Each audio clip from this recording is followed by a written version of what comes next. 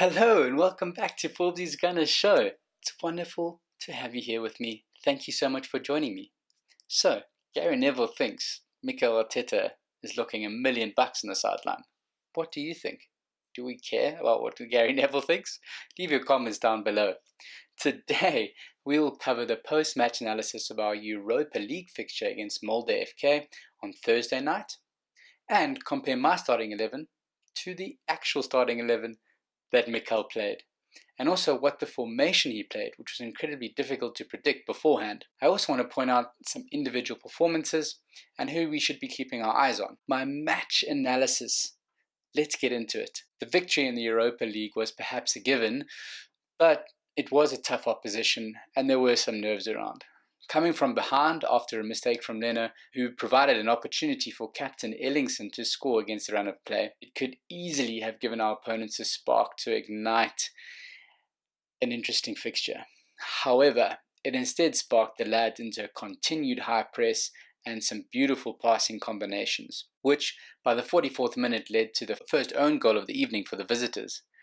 Great control initially, and distribution from Willian from a cleared corner was superb, which led to a pass to Xhaka, who then fed the ball wide to Joe Willock, who put a short cross pass into the path of Eddie Nketiah, who would have put it away for the first goal of the evening. However, a desperate lunge from Hogan bumped the ball into his own net. The second half began with a high press from Molde FK, putting us under early pressure, and some very clever interplay coming out from the back relieved us of this, and we showed some good confidence on the ball. Kolasinac began to see a little bit more of the ball during this period, although was hesitant to pass it on to Pepe, who again was just poor in his decision making, trying to take too many touches when a simple 1-2 could really give him the space to move with the ball. When receiving the ball, he seems to immediately then slow down and stands, which is easy to defend, at least I think.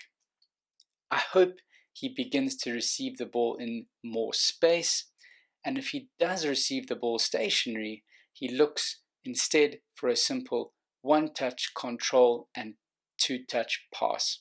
Willian then moved over to the right-hand side, which created some really good combinations with Maitland-Niles, and in the 53rd minute, Kolasinac missed a wide-open goal from a beautiful cross-in from Willian, and really should have buried it in an open goal mouth. A lot of work came from Willian and led to a few chances, and during the next 10 minutes we dominated play. Ultimately led to the second own goal, with some very clever interplay between Willian, Willock and Xhaka. Willock then crosses it in and was nudged into the back of the net by Sinyan, the defender from Molde FK. In the 62nd minute, Mikel then replaced Miles for Cedric and brought on Saka for Willian.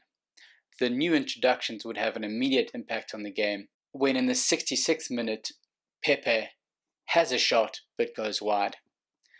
The next goal in the 69th minute, I would say, was against the run of play. As Molde broke forward, they then lost the ball, which led to an Arsenal counter-attack. Ceballos makes a very good turnover and puts a superb through ball through to Willock. Then on to Eddie, and Saka makes a brilliant overlapping run with a cutback pass to Pepe, who slots it home off his favoured left foot. Very good break and a clinical finish. When Mikel took Willian off, I really thought, why? As Pepe had been having an extremely poor game. Willian seemed to be the one creating, and to his credit, there were two opportunities that really should have gone in. I suspect it to be more of a tactical move to rest Willian, who I believe will start against Villa tomorrow. However, this did give Pepe the opportunity to score, and he looked really good in the last 10 minutes. And I really hope he can just maintain this for a 90-minute spell.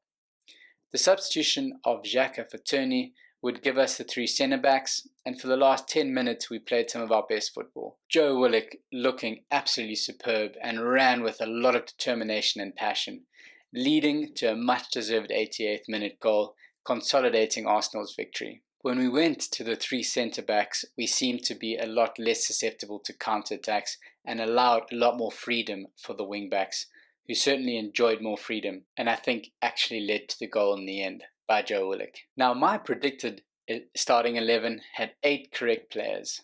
The inclusion of Leno and Maitland-Niles as a right-back instead of Cedric, and Willian ahead of Reece-Niles were my incorrect choices.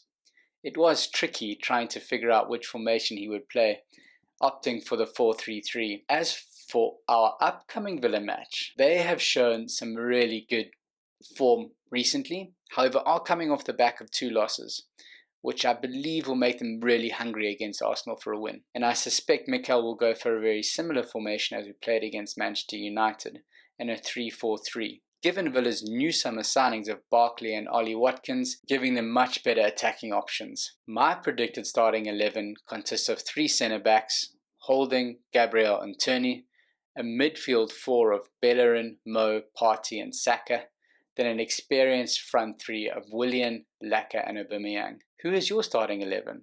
And what formation are you predicting? Leave it in the comments section below and we'll see who is the winner in the post-match analysis next week. If you liked the content today, please go ahead and hit that thumbs up and consider subscribing to the channel to see all things Forbesy Gunners show related. Come on the Gunners!